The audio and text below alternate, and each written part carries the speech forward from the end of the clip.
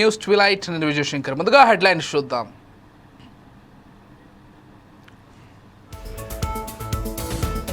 YCP విద్యా వ్యవస్థలో నిర్లక్ష్యం చేసింది. గత ప్రభుత్వంపై గంటా శ్రీనివాసరావు ఆగ్రహం.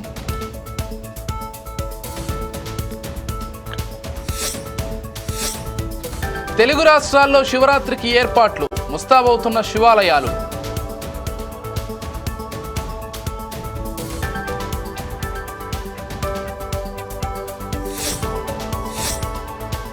కుంభమేళా తరహాలో గోదావరి పుష్కరాలు. గోదావరి పుష్కరాల కోసం కుంభమేళా ఏర్పాట్ల అధ్యయనం.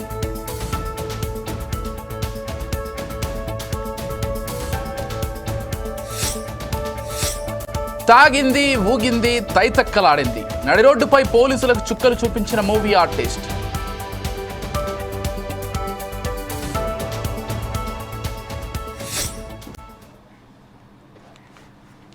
వివరాల్లోకి వెళ్తే ఉత్తరాంధ్ర ఉపాధ్యాయ ఎమ్మెల్సీ ఎన్నికల్లో కూటమి రఘువర్మకు మద్దతు తెలిపింది.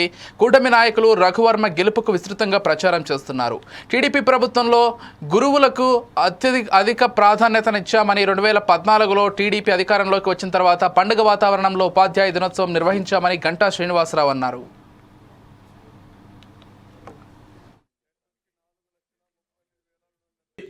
స్వయంగా ఆయన ఆ రోజు 23 మంది శాసనసభ్యులు ఉండి ఒక ప్రతిపక్ష హోదా ఉంటే మేము కొంతమంది ఎమ్మెల్యేలు తీసుకుంటే నీకు ప్రతిపక్ష హోదా కూడా ఉండదు అని చెప్పి అన్న వ్యక్తి ఈ రోజు తగ్గుదలమ్మా అని చెప్పి 11 మంది ఎమ్మెల్యేలు ఉంటే ఈ రోజు దాని మీద ఆయన మాట్లాడటం ఎంత దెయ్యాలు వేదాలు వలిచినట్టు అని చెప్పి తెలియజేసుకుంటూ మరి ఇప్పటికైనా కూడా నేను జగన్మోహన్ రెడ్డికి ఒకటే చెప్తా ఉన్నాను. ఎలక్షన్ ముందు చెప్పాను అది మునుగుతున్న పడవ అని చెప్పాను. ఈ రోజు అది పడవ మునిగిపోయింది ఆల్మోస్ట్ ఆల్. చివరికి తనతో పాటు A2గా ఉండి తన అన్నిట్లో కూడా భాగస్వామ్యంగా ఉన్న విజయసాయి రెడ్డి గారు కూడా ఈ మధ్య పార్టీకి ఎంపీ పదవికి రాజీనామా చేసిన నేపథ్యంలో ఈరోజు ఎవరు ఉంటారు తెల్లారేసరికి ఎవరు వెళ్ళిపోయారో అనే వార్త రావాల్సి వస్తుందో తెలియని పరిస్థితిలో ఈరోజు వైఎస్ఆర్సీపీ పార్టీ ఉంది.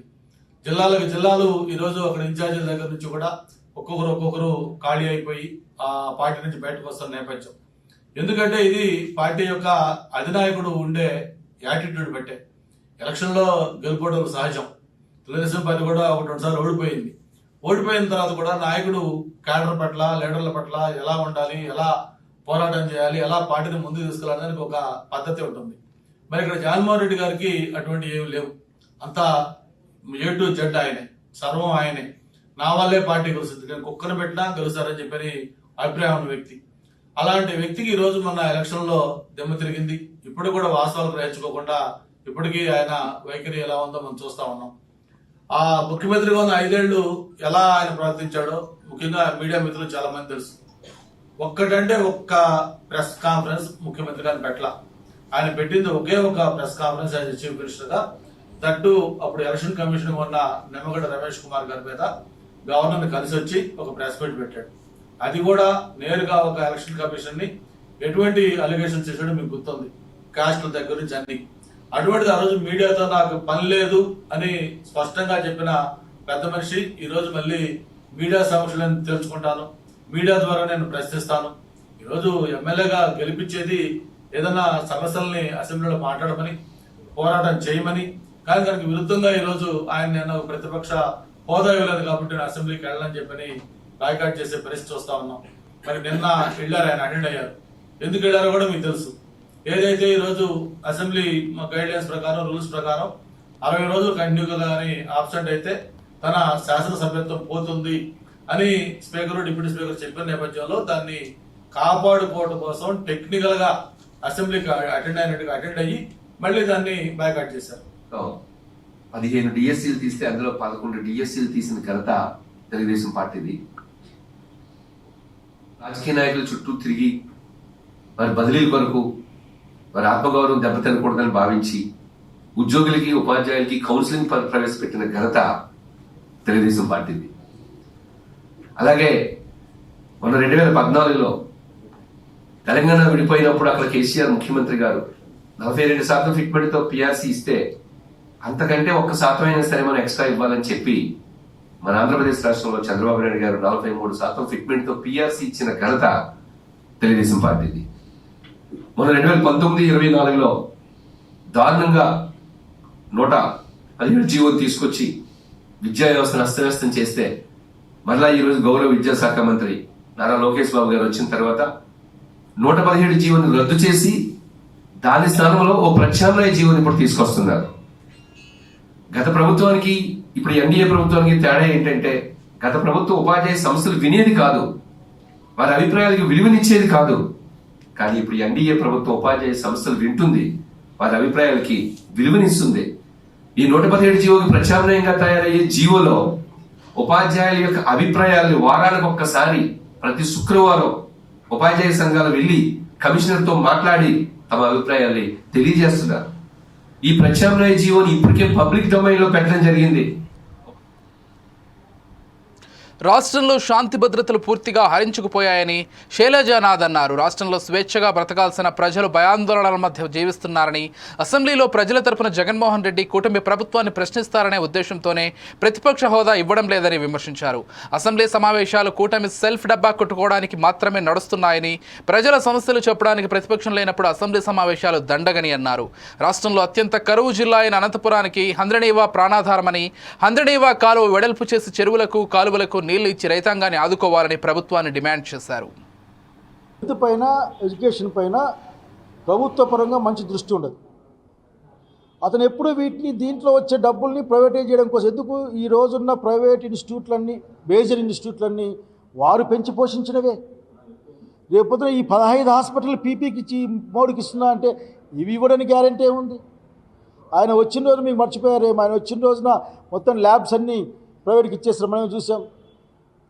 అందుకంటే దుర్మార్గమైన సంగతి ఏం జరిగిందంటే, ఈ జిల్లాకు, మన జిల్లాకు అఖిల భారత వైద్య విజ్ఞాన సంస్థ ఆంధ్రప్రదేశ్ శాఖ అనంతపురం జిల్లాకు రావాలని 50 ఎకరాల ఎయిమ్స్ 50 ఎకరాల స్థలాన్ని కూడా ఆ రోజు మేము చూసి పెట్టాం. బత్తలపల్లి లేకుంటే కూడేరు పక్క అని. చివరికి ఆ రోజు మనకు గుర్తుకుందా, ఎయిమ్స్ శాఖని ఎయిమ్స్ బ్రాంచ్ ఏర్పాటు చేస్తానని చంద్రబాబు నాయుడు గారు చెప్పి మనకి ఇక్కడికి వచ్చిపోయాడు. దానికి హెల్త్ పైన, ఎడ్యుకేషన్ పైన ప్రభుత్వ పరంగా మంచి దృష్టి ఉండదు. అతను ఎప్పుడు వీటిని దీంట్లో వచ్చే డబ్బుల్ని ప్రైవేటైజ్. బంజారాల ఆరాధ్య దైవం సంత్ శ్రీ సేవాలాల్ మహారాజ్ 285వ జయంతి వేడుకలను మంగళవారం అట్టహాసంగా నిర్వహించారు. ఆదిలాబాద్ పట్టణం రామ్లీలా మైదానంలో ఏర్పాటు చేసిన అధికారిక వేడుకలకు జిల్లా స్థాయి ఉన్నతాధికారులు, ప్రజా ప్రతినిధులతో పాటు పెద్ద సంఖ్యలో బంజారాలు సైతం హాజరు కావడంతో సందడి నెలకొంది. బంజారా మహిళలు సంస్కృతి సాంప్రదాయాలను ప్రతిబింబించేలా తమదైన వస్త్రధారణతో కార్యక్రమానికి హాజరు కావడం ప్రత్యేక ఆకర్షణగా నిలిచింది. దుర్గామాత, సంత్ సేవాలాల్ చిత్రపటాల వద్ద అతిథులు ప్రత్యేక పూజలు జరిపారు. భారీ ఎత్తున హాజరైన బంజారాల సమక్షంలో ప్రత్యేక పూజలు జరిపారు. బంజారా సంస్కృతికి అద్దం పట్టే గీతాలకు అనుగుణంగా నృత్యాలు చేస్తూ ఉత్సాహంగా గడిపారు. బంజారా సంస్కృతిని ప్రతిబింబించే పాటలు, వాటికి తగ్గట్లుగా నృత్యాలు చేయడంతో సందడి వాతావరణం నెలకొంది. ఎంపీ గోడం నగేష్ మాట్లాడారు. సంత్ సేవాలాల్ మహారాజును యువత స్ఫూర్తిగా తీసుకోవాలని, లక్ష్యాన్ని నిర్దేశించుకుని ముందుకు సాగాలి అని అన్నారు. రోజు కూడా పబ్లిక్ హాలిడే డిక్లేర్ చేయాలి, కానీ మనం జిల్లా లెవెల్లో లోకల్ పబ్లిక్ హాలిడే డిక్లేర్ కూడా చేయడం జరిగింది. ముఖ్యంగా ఇందాక అందరూ పెద్దలు కూడా చెప్పినట్లు, ఇందాక పిఎం గారు కూడా చెప్పినట్లు, ఈ రోజు మనం ఏవైతే జయంతి కార్యక్రమం జరుపుకుంటున్నామో, మన సంత్ సేవాలాల్ గారు వారు జీవితంలో అంటే 286 ఇయర్స్ నుంచి మీరు అందరూ అంటే నాట్ జస్ట్ బంజారా సమాజం, కానీ వారు ఏవైతే జీవితంలో ఏవైతే చరిత్ర ఉన్నాయో, వారు ఏవైతే మార్గం చూపించారో అది అందరి కమ్యూనిటీకి కూడా వర్తిస్తాయి. నేను ఈ సభాముఖంగా అందరికీ కూడా తెలియజేస్తున్నాను. ఎందుకంటే ఫస్ట్ ఏమో ఆయన చెప్పింది అంటే మన మధ్యలో ఒక సేవా భావం ఉండాలి. ఆయన పేరులోనే సేవాలాల్. సో మనం అందరి మధ్యలో కూడా ఒక సేవా భావం ఉండాలి. నేను నిజంగా మా దగ్గర ఉన్న ఎంప్లాయీస్ మధ్యలో కూడా చూస్తున్నాము, చాలా మంచి కూడా వాళ్ళ దగ్గర ఉన్న ఏ స్థాయిలో ఉన్నారు, ఏ పరిస్థితిలో ఉంటారు, ఎంప్లాయీస్ కూడా అదే విధంగా కూడా పని చేస్తున్నారు. ఆధ్యాత్మిక బోధనలతో మానవ జన్మ ఎత్తినటువంటి మనం మన సమాజంతో పాటు సమాజంలో ఉన్నటువంటి ప్రతి ఒక్కరికి చేదోడు వాదోడుగా ఉండాలా, మంచిని ప్రోత్సహించాలా, సన్మార్గంలో మనుషులు నడవాలని గొప్ప ఆధ్యాత్మిక బోధనలు పూర్తిగా ఈ యొక్క మన సమాజం అంతా కూడా పాటిస్తూ కష్టపడే మనస్తత్వం ఉన్నటువంటి ఈ యొక్క సమాజం చాలా గొప్ప సమాజం. ఈ సందర్భంగా మీ అందరికీ విజ్ఞప్తి చేస్తున్నా, తెలంగాణలో మరోసారి ఎన్నికల నగారా మోగింది. ఎమ్మెల్యే కోట ఎమ్మెల్సీ ఎన్నికలకు సంబంధించిన షెడ్యూల్ను కేంద్ర ఎన్నికల సంఘం విడుదల చేసింది. తెలంగాణలో మొత్తం 5 స్థానాలకు ఎన్నికలు జరగనున్నాయి. మార్చి 3న ఎన్నికలకు నోటిఫికేషన్ విడుదల కానుండగా మార్చి 10న నామినేషన్లకు తుది గడువు ఇచ్చారు. మార్చి 20న పోలింగ్ జరగనుంది. అదే రోజు ఫలితాలు కూడా వెల్లడి కానున్నాయి. ప్రస్తుతం ఎమ్మెల్సీలుగా కొనసాగుతున్న హసన్ మీర్జా, యొగ్గే మల్లేశం, షేరి సుభాష్ రెడ్డి, మహమూద్ అలీ, సత్యవతి రాథోడ్ పదవీకాలం మార్చి 29న ముగుస్తుండగా ఖాళీ కానున్న ఈ స్థానాలకు ఎన్నికల షెడ్యూల్ విడుదల చేశారు.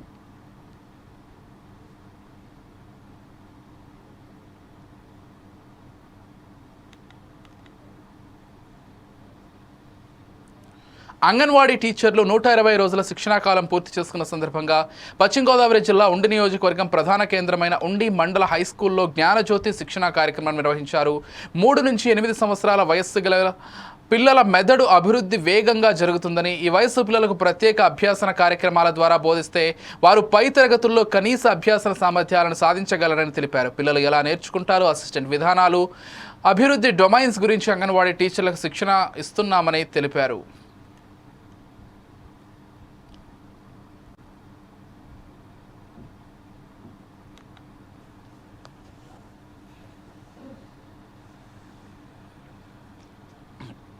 ఆదిలాబాద్ జిల్లా కేంద్రంలో ఆర్థిక అక్షరాభ్యాసత వారోత్సవాల్లో భాగంగా రిజర్వ్ బ్యాంక్ ఇండియా పిలుపు మేరకు 2K ర్యాలీ జిల్లా కలెక్టర్ రాజర్షిహేష జెండా ఊపి ప్రారంభించారు. ఈ కార్యక్రమంలో జిల్లా అధికారులు, విద్యార్థులు పాల్గొన్నారు. ర్యాలీ ఇందిరా ప్రియదర్శిని స్టేడియం నుండి ప్రారంభమై పట్టణంలోని ప్రధాన వీధుల గుండా కొనసాగింది. ఆర్బీఐ పిలుపు మేరకు ఆర్థిక అక్షరాస్యత వారోత్సవాలు నిర్వహించడం జరిగిందన్నారు. ఆర్థిక విషయాలలో మహిళలకు, విద్యార్థులకు అవగాహన కల్పించాల్సిన అవసరం ఎంతైనా ఉందని అన్నారు. లీడ్ బ్యాంక్, మేనేజర్ బ్యాంక్ అధికారులు మహిళలు ఆర్థికంగా ఎదిగేందుకు ప్రోత్సహించాల్సిన అవసరం ఎంతైనా ఉందని తెలిపారు.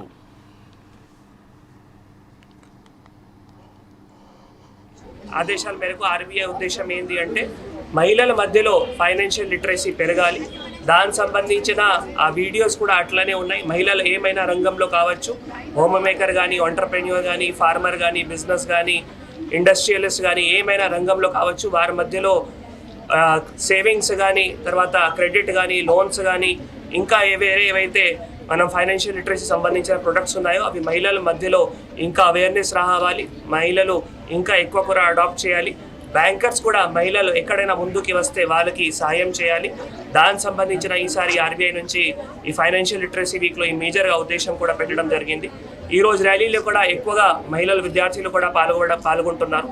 సో మా రిక్వెస్ట్ ఎల్డిఎం గారుతో, తర్వాత ఆర్ఎం గారుతో, వాళ్ళు ఈ క్రెడిట్ ఫైనాన్షియల్ లిటరసీ టీమ్స్ కూడా ఉన్నాయో ఎక్కువగా మహిళలు కాలేజెస్ కానీ, మహిళలు ఈ మనం స్కూల్స్ కానీ అక్కడికి వెళ్ళి వాళ్ళ మధ్యలో అవేర్నెస్ క్యాంప్స్ కూడా చేయాల్సిన ఉంటుంది. ఇంకా కూడా ఎక్కడైనా మహిళలు, పిల్లలు కానీ ఎవరైనా కానీ బ్యాంక్ అకౌంట్ లేదు అనుకోండి, వాళ్ళకి బ్యాంక్ అకౌంట్ కూడా ఓపెన్ చేయడం, వాళ్ళకి ఈకేవైసీ చేయడం, తర్వాత వాళ్ళకి ఫ్యూచర్గా ఎడ్యుకేషన్ లోన్స్ కానీ ఇంకా ఏమైనా కానీ మనం సాయం చేస్తే మహిళా ఆర్థిక అభివృద్ధి కానీ, సామాజిక అభివృద్ధి కానీ, మొత్తం మహిళ ఎంపవర్మెంట్ కూడా అవుతాయి. అదే ఆర్బీఐ ఉద్దేశం. మన అందరూ కలిసి కూడా ఈ ఫైనాన్షియల్ లిటరసీ కార్యక్రమం కూడా విజయవంతంగా చేద్దాం. Thank you. ఈసారి బేసికల్గా ఆర్బీఐ ఆదేశం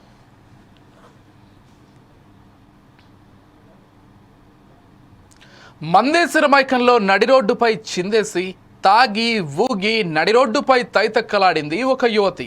మధురానగర్లో నడి రోడ్డుపై పోలీసులకు చుక్కలు చూపించిన మూవీ ఆర్టిస్ట్ మేకల సరిత మద్యం తలకెక్కిన మైకంలో చరణ్ అనే వ్యక్తిని దుర్భాషలాడి అటుగా వెళ్లే వారిని వదలకుండా విరుచుకుపడింది యువతి. అడ్డుకునేందుకు యత్నించిన మహిళా హోంగార్డుపై సైతం దాడి చేసింది. భర్త రాజేష్కు ఫోన్ చేసి పిలిపించి అప్పగించారు. సరితపై కేసు నమోదు చేసుకుని దర్యాప్తు చేస్తున్న మధురానగర్ పోలీసులు సినిమాలో నటించినంత మాత్రాన ఇలా చేయడం తగదని స్థానికులు అంటున్నారు. శ్రీ సత్యసాయి జిల్లా పెనుకొండలో కొద్ది రోజుల క్రితం కోనాపురంలో రోడ్డు ఉపాధ్యాయుని ఇంటిలో పట్టపగలు జరిగిన దొంగతనం కేసును పోలీసులు ఛేదించారు. ఉపాధ్యాయుని ఇంటిలో 45 తులాల బంగారంతో పాటు ₹1,00,000 పోయినట్లు గుర్తించారు. దర్యాప్తు ముమ్మరం చేసి నిందితుడు సోహెల్ ఖాన్ను అరెస్ట్ చేశారు. అతడి నుంచి 35 తులాల బంగారం స్వాధీనం చేసుకున్నారు. ఒక బైక్, ఓ మొబైల్ కూడా స్వాధీనం చేసుకున్నారు. సోహెల్ ఖాన్పై కర్ణాటక, తమిళనాడు రాష్ట్రాల్లో కూడా దొంగతనం కేసులు నమోదయ్యాయని, పట్టపగలు తాళాలు వేసిన ఇళ్లను టార్గెట్ చేసుకుని దొంగతనాలు చేసేవాడని, దొంగతనం చేసిన బంగారాన్ని తానే స్వయంగా కరిగించి బయట అమ్ముకునేవాడని పోలీసులు తెలియజేశారు. ఈ నేరస్తులు ఎవరైతే ఉన్నారో ఇతను మాకు తెలిసిందంటే ఇతను సోహెల్ ఖాన్ అని చెప్పి ఇంకొక పేరు సమీర్ ఖాన్, ఇతను బెంగళూరు, ఇతను యాక్చువల్గా నేటివ్ ఆఫ్ అనంతపూర్ గుల్జార్పేట. 95లోనే వీళ్ళు ఫ్యామిలీ బెంగళూరు షిఫ్ట్ అయిపోయింది. అక్కడే ఇతను ఉంటూ ఈ ఆంధ్ర, తెలంగాణ, కర్ణాటక రాష్ట్రాల్లో నేరాలు చేసుకుంటున్నాడు. ఇతను ఈ పెనుగొండలోనే కాక కుప్పంలో కూడా 3వ తేదీ నేరం చేయడం జరిగింది. ఇతన్ని ఈ నెల 13వ తేదీ తుమ్కూరులో ఇతని ఇంటి వందని అరెస్ట్ చేయడం జరిగింది.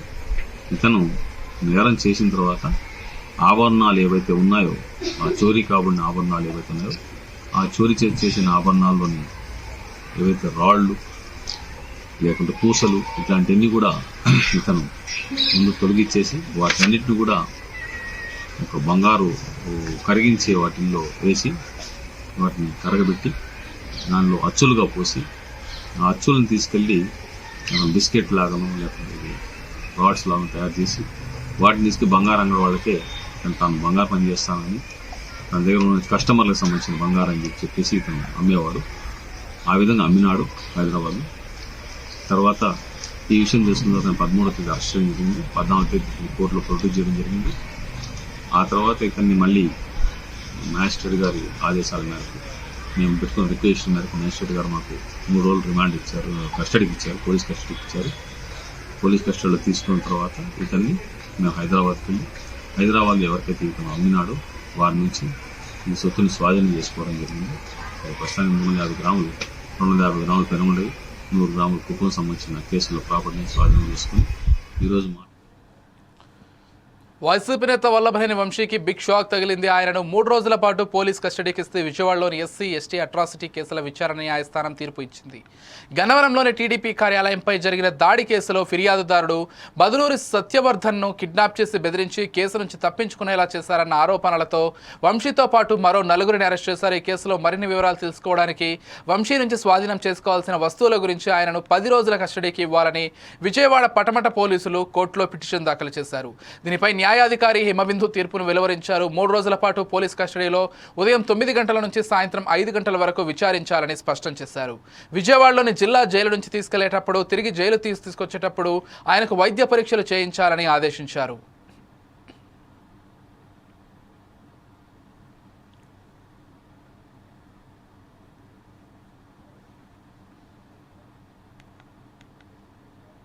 కూటమి ప్రభుత్వానికి జగన్ను తిట్టడం తప్ప మరో పని లేదని మాజీ మంత్రి రోజా ఆరోపించారు. 11 సీట్లను వెక్కిరిస్తున్న ఈ ప్రభుత్వం వైసీపీకి ప్రతిపక్ష హోదా ఇవ్వడానికి ఎందుకు భయపడుతోందని ప్రశ్నించారు. ప్రభుత్వం చేసే అవినీతిని ఎత్తిచూపే public accounts committee PSC chairman పదవిని ప్రతిపక్షానికి మాత్రమే ఇస్తారని చెప్పారు. కానీ దాన్ని కూడా దొడ్డిదారిన వారి ఎమ్మెల్యేకి ఇప్పించుకున్నారని ఆగ్రహం వ్యక్తం చేశారు. తాలిబాన్ల పాలనలో మాత్రమే జరిగేవన్నీ కూటమి ప్రభుత్వ పాలనలో జరుగుతున్నాయని రోజా ఆరోపించారు. బయటికి వెళ్ళినా ఎప్పుడు జగన్ జగన్ జగన్ జగన్ని ఎలా తిట్టాలి, జగన్ మీద ఎలా దుమ్మెత్తిపోయాలన్న ఆలోచన తప్ప మరొకటి లేదా? 9 నెలలైంది మీరు అధికారంలోకి వచ్చి. మెజారిటీ సీట్లు మీకున్నాయని గొప్పగా చెప్పుకుంటున్నప్పుడు 11 సీట్లను ఎక్కిరించే మీరు 11 సీట్లున్న జగనన్నకి ప్రతిపక్ష హోదా ఇవ్వడానికి ఎందుకు భయపడుతున్నారు? ఒకవేళ మీరు గవర్నర్ స్పీచ్లో చెప్పినట్టు గత ప్రభుత్వంలో జగన్ గారే తప్పులు చేయడం వల్ల నష్టపోయి ఉంటే ఆయన ప్రతిపక్ష హోదా ఇస్తే అసెంబ్లీకి వస్తారు కదా, అప్పుడు నిలదీయండి, ప్రూఫ్లు చూపించండి. అంటే మీ పచ్చ మీడియాలో మీరు మాట్లాడే మాటలంతా కూడా అబద్ధాలు. కేవలం జగన్ని బ్యాడ్గా చూపించడానికి మీరు ప్రయత్నం చేశారు. అదే అసెంబ్లీలో అయితే ప్రూఫ్లతో కూడా చూపించాలి. అక్కడ జగన్ ఎంత మంచివాడు, ఈ రాష్ట్రాన్ని ఎంత అభివృద్ధి చేశాడు, ఈ రాష్ట్ర ప్రజలకు ఎంత వెల్ఫేర్ చేశాడు, ఎంత డెవలప్మెంట్ చేశాడో చెప్పాల్సి వస్తుంది. కాబట్టే ఈరోజు మీరు ఆయనకు ప్రతిపక్ష హోదా ఇవ్వడానికి నిరాకరిస్తూ మేకపోతు గాంభీర్యాన్ని ప్రదర్శిస్తున్నారు అనటంలో ఎటువంటి సందేహం లేదని కూడా ఈ సందర్భంగా తెలియజేసుకుంటున్నా. ఎందుకు ఇంత గంటాపదంగా నేను చెప్తున్నానంటే ప్రభుత్వం చేసే అవినీతిని ఎత్తి చూపించే పిఏసి పబ్లిక్ అకౌంట్స్ కమిటీ ఈ దేశంలో ఏ రాష్ట్రంలో అయినా ప్రతిపక్ష ఎమ్మెల్యేకే ఆ పోస్ట్ ఇస్తారు, పిఏసీని. అలాంటి పోస్ట్ కూడా ప్రతిపక్ష ఎమ్మెల్యేకి ఇవ్వకుండా దొంగదారిన మీ ఎమ్మెల్యేకి మీరు ఇచ్చుకున్నారు అంటే మీ అవినీతి ఎంత పెద్ద ఎత్తున జరిగింది. అది బయట రాకుండా ఉండటం కోసం దొంగదారిలో మీ ఎమ్మెల్యేని పిఎస్సి చైర్మన్ని మీరు ఎలా చేసుకున్నారో అందరూ కూడా గమనిస్తున్నారన్న విషయాన్ని తెలుసుకోండి. ఎందుకంటే దేశంలో ఏ రాష్ట్రంలో లేనటువంటి విధంగా ఈరోజు ఈ పిఎస్సి చైర్మన్ని మీరు తీసుకోవటం అనేది చూస్తుంటే, గతంలో ఎక్కడో విన్నాను తాలిబన్ల పాలనలో మాత్రమే ఇలా జరిగిందని, తర్వాత నారా చంద్రబాబు నాయుడు గారి పరిపాలనలోనే ఇలా జరిగింది అనేది చరిత్రహీనుడిగా మీరు నిలిచిపోతున్నారని కూడా ఈ సందర్భంగా తెలియజేసుకుంటున్నారు. ప్రముఖ పుణ్యక్షేత్రమైన శ్రీకాళహస్తీశ్వర ఆలయంలో మహాశివరాత్రి బ్రహ్మోత్సవాలు అత్యంత వైభవంగా నిర్వహిస్తున్నారు. మహాశివరాత్రి బ్రహ్మోత్సవాలు 3వ రోజు గాంధర్వ రాత్రి రావణుడిపై శ్రీకాళహస్తీశ్వర స్వామి మయూర వాహనంపై శ్రీ జ్ఞానప్రసూనాంబ అమ్మవారు అధిరోహించారు. భక్తులు కర్పూర హారతులు సమర్పించారు. అనంతరం మంగళ వాయిద్యాల నడుమ ఓం నమశివాయ నామస్మరణల మధ్య శ్రీ జ్ఞానప్రసూనాంబ సమేత శ్రీకాళహస్తీశ్వర స్వామి వార్ల నగరోత్సవం అత్యంత వైభవంగా నిర్వహించారు. చిన్నారులు దేవతామూర్తులుగా కోలాటాలు ఆడారు. 4 మాడవీధుల్లో భక్తులు శివనామస్మరణలు చేస్తూ ఢమరుకాలు మోగిస్తూ శంఖారావాలు చేస్తూ వాహన సేవను దర్శించుకుంటూ భక్తులు హరహర మహాదేవ అంటూ ప్రణమిల్లారు.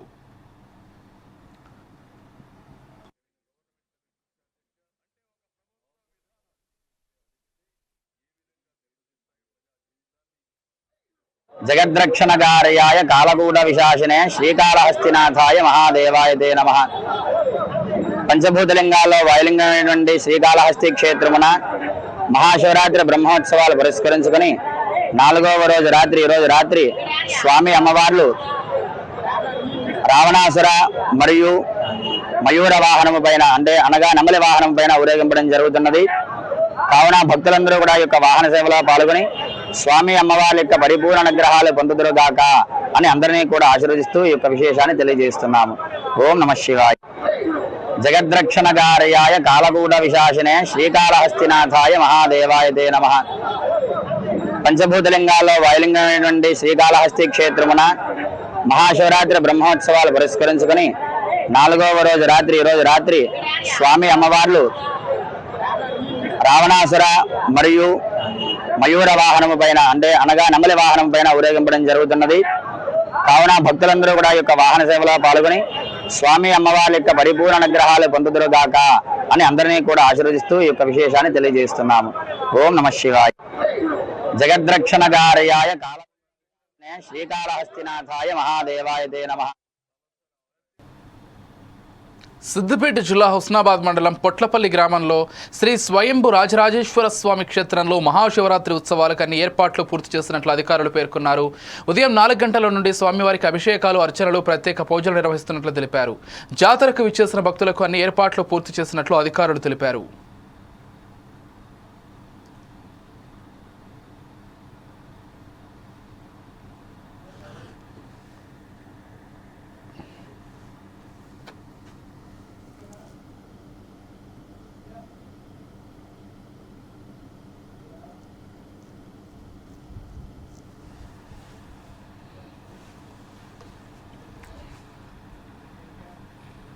If you want updates, keep watching 4Sides TV.